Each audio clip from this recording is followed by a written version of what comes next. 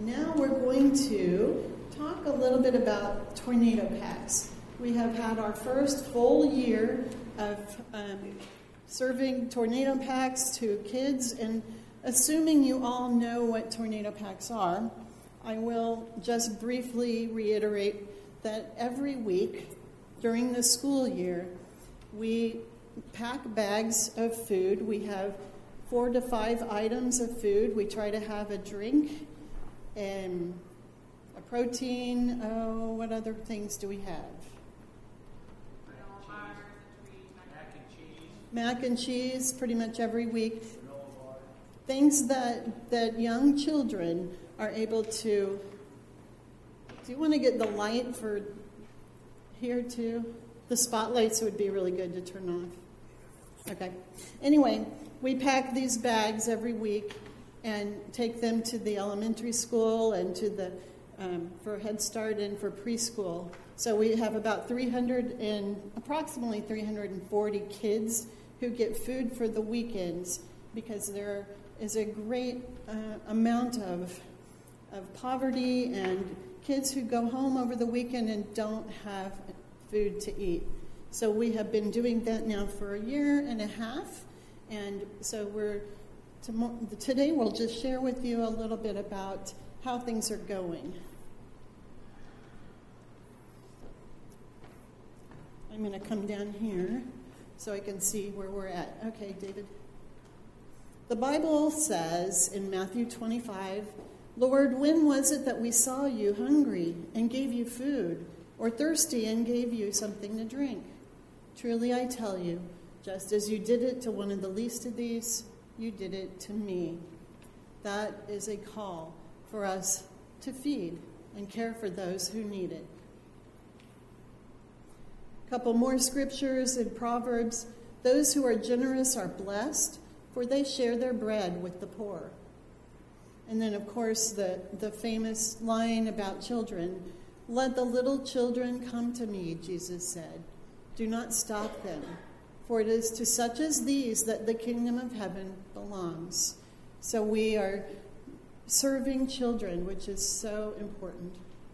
And then the passage from Micah, "O mortal, what is good, and what he has shown you, O mortal, what is good. And what does the Lord require of you but to do justice, to love kindness, and to walk humbly with your God?" And that's a reiteration of the Micah passage. Okay, let's, David, go back to that, and I'm going to call up Hope Backman. Hope has agreed to share with us about, she's a kindergarten teacher, and she and her class are recipients of the tornado packs, and so she has a first-hand account of about what she thinks of it, how it's going. Do you want to go? Is this comfortable down here? Yeah. Okay. Hi. So I'm a kindergarten teacher. There are 8 of us. I don't even know how many anymore. There's a lot of us. The kids really appreciate the tornado packs. They want them as soon as they're dropped off, and I'm like, we wait till the end of the day. They're always trying to peek in and see what is in there, and they just love it. And they don't worry about giving them mac and cheese every week because they're kindergartners, and that's what they want every week and every day. But they're so excited, and sometimes we end up with like an extra one with kids moving in and out, and so it's nice because we can slip them in the ones we know could use an extra pack at home for the weekend. And I know the families really appreciate it. The kids do. The teachers do. It's one less thing for us to worry about for the kids over the weekend. So, we love it. We appreciate it, and the kids love it too. So, Hope, do you see many kids that come to school that you think are hungry and not getting enough food? Yeah. Unfortunately, a lot of them. And we don't know too much sometimes about them. Kindergartners think they always kind of have food or something. I think their families feed them first. And, I've talked to families who are saying, we have nothing at home.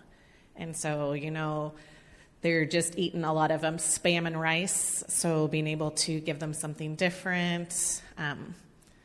But yeah, a lot of kids, their meals are at school. They get breakfast and lunch at school, and so we never quite know what they're getting the rest of the time. Anybody have a question for Hope? Put you on the spot here.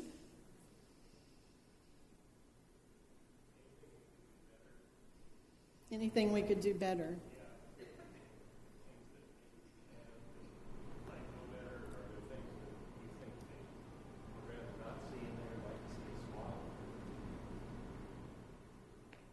Not that I know of. I'd have to ask them. That'd be an interesting thing. I know they like the mac and cheese. Previous years, there was like soup and stuff, and they were like, it is nice to keep all the bags like the same thing in them pretty much, because before our church took it over, some kids would get like mac and cheese and some would get soup. Not good. Then they're like arguing. But yeah, as long as everything is kind of the same thing, like drinks, they don't pay that close attention to the flavor, but keeping them all pretty similar is good. And it's always nice because then it gives you a chance to give it to somebody else. Mm-hmm. What if we just put an extra one in every cup? So Eric said, what if we just put an extra bag in every class's pack? So then you might have an extra one to give. You could. I would say if we gave, if you just had like an extra tub for like Maria or like the student services coordinator, and just make sure they know, because if she had them too, like I know the first graders don't get them, but if Laura knew there was a kid in her class, she could let Maria know, hey, if you could come on Fridays and slip one into Joe's in his locker, then, and yeah, and she really knows the families. We just kind of push them to her, because then the families don't feel like, I don't know, they want their teacher to think they got everything together. And with Maria, they're really open in what they need, and so she'd have an inside line and who to kind of slip them into. We have about 18 tubs or so, and so if we put an extra 18 or 20 into that, or 15 into another tub, that they can have for extra when they need it. Yeah. And then too, because sometimes I end up with an extra one, and I have one friend who comes late almost every day, like 2 hours, and so he misses breakfast, and then he's hungry. And so if I have an extra one, I'm able to kind of go in there and get a granola bar and a juice and kind of pass those. So it's nice just to have, up in the office, and yeah. Okay, good to know. The mission committee's listening. Any other questions or comments? Well, we really appreciate your giving us a first-hand account. You know, we pack them and send them off, and we hope that they are meaningful and helpful, and I'm glad to know that the kids appreciate them. Yeah, I'll have to ask the kids what they like about them the best. See what they like. They'll probably say like fruit roll-ups, though, and I'll say. That's okay. It's good to know. Yeah. Thank you so much, Hope.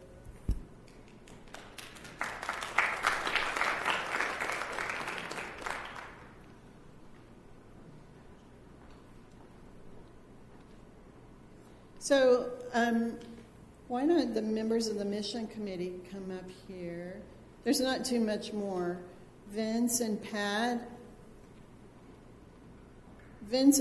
we wouldn't know what to do without them. And David, they come during the week whenever the truck ships all the boxes of food that come, and there are plenty of them, and they unload them and get them ready for the people to put them out to pack. I know Scott Shevel, Rhonda, who else is on the mission committee, and Lynette, and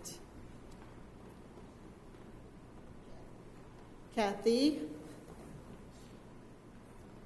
We are also open to new members. Anyone, if you're interested in being a part of the mission committee, we would encourage that, right? Yes, we would. I know Vince doesn't want to talk, so that's why I'm doing all this here. In 2024, we served approximately 340 children on a regular basis, and so they had food to take home for the week. The average cost, this is an estimate because it ranged a little bit depending on what we bought, was about $2.75 a week for one bag. So if you think about the cost for one child for a school year of 32 weeks, approximately, that would be about $88. And So for less than $100, a child can be assured of having food over the weekend. And I put those numbers in your head because we are looking at hopefully having some more funding from the church and people in the congregation who would be willing maybe to make a donation toward specific things for tornado packs. I don't know where David went. Oh! He's over here with his team. I couldn't see him, yes. I'm sorry, David. Okay, so then for a classroom, if you consider an average number of 20 kids in a classroom, it costs $55 a week for that class to get their packs, and that's about $1,760 for a school year. That's kind of an estimate there again. And look, we have volunteers. We have volunteers galore. That's something we have not struggled with a bit. That we have, there's a picture of one of the church groups, and then we have BVU students and faculty. We've had all kinds of groups and organizations from BVU come, like the diversity club, the psychology club. Eric, why aren't you up here? You were in 2024. Anyway, go ahead. There'll be more of that later. We make a difference, not just for the kids, and the kids are the reason we do it, absolutely. But think about it. We give an opportunity to hundreds of volunteers to do something to help the kids. It's a hands-on activity. It's less than half an hour, and some groups get it done 15 or 20 minutes, but it's a very short, quick, easy thing that any age person can do it. And you do see Norma and Duff up there. And it makes a difference for the church. It's a ministry that we can share with the community and make a difference outside of our doors. So it has a huge impact on volunteers, and I hope I didn't forget anybody. If I did, tell me. The teens, the at-risk teens from the bridge are faithful volunteers, and they come once a month and sometimes more if we need them. And we have, as I said before, BVU student groups, and also faculty has come. The Otsego Place residents, and I didn't add the Lake Point Villa residents as well. They came as a group twice. Faith Bible Fellowship volunteers come regularly. Hope Evangelical Free Church has come several times. St. John Lutheran Women's Bible Study is one of our new groups of volunteers. And they came on Monday night when it was like 10 below zero. The Von der Beek Academy, which is the Taekwondo that's on Lake Avenue, they are new volunteers. We've had City of Storm Lake employees, lots of volunteers from the Storm Lake schools, teachers, staff, and students, and their families, and of course, Lakeside Presbyterian Church. So, if you have ever packed tornado packs, even once, raise your hand.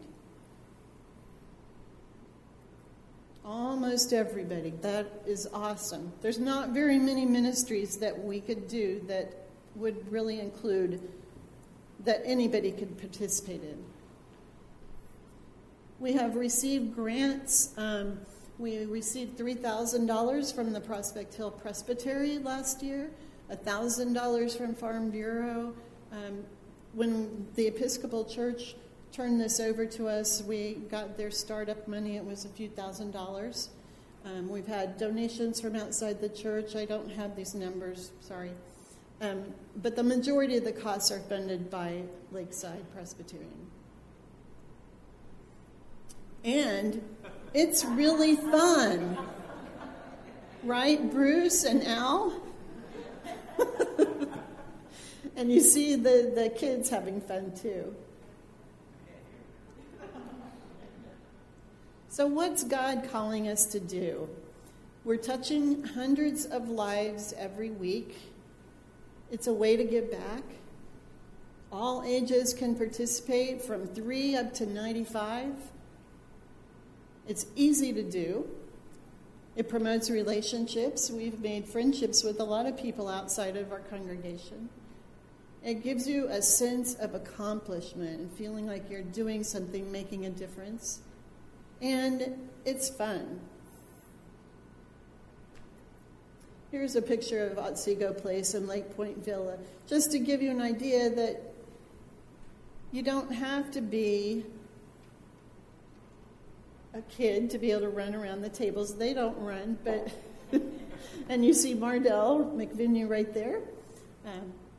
So they love coming. It's a real gift that we offer them this opportunity. So what does the future hold? We believe Tornado Packs is a vitally important ministry that enriches lives of children, volunteers in the church. And we believe that God is present through this ministry. So how can we ensure it continues? Well, you can consider making an extra pledge toward Tornado Packs. You could consider sponsoring one child or one classroom for a week or a month or a year. And together, we can make a difference. Is that the last one? Oh, here's another picture. I had to put this in here because we have Gail Miller is in here, and I didn't want to forget about Gail. She was on the committee, the mission committee, and she worked so hard and cared so much about Tornado Packs. So you see her there in the green. So let's keep this good work going. Thank you all.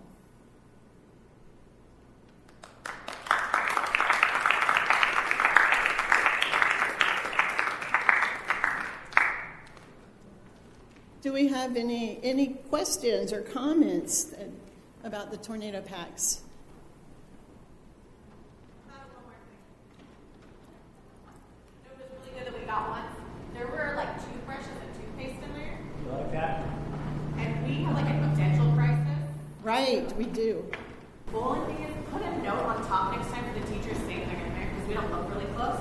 Okay. So that we can highlight, because some of our kids, we didn't realize it, but one of the teachers actually brushed teeth with their kids. She took them into the bathroom and was like, hey, let's use it. And she said that there were a quarter to half of her class, it looked like they'd never held a toothbrush before. So let us know when they're in there so we could do a little mini, like, this is for your teeth. And, yeah, things that we think the kids know, we get surprised because they don't. And their poor little teeth there's some rotten out of their heads. They're just little black nubbins. And the problem here, sorry to go there, is that they can't some help here with the kids with Medicaid. There's no dentist in town who take it besides from the clinic, and the clinic cannot handle our kids. And their kids' teeth are so beyond clean that they have to leave town for it. So the teeth are trying to get them with the brushing teeth, so those toothbrushes. Okay, that's something really great to know. And if you couldn't really hear all the things that Hope said, we had a dentist who donated toothbrushes and toothpaste one time, and that went over very well, that there are lots and lots of kids who do not brush their teeth at all and whose teeth are rotting and they're black and they're little nubbins.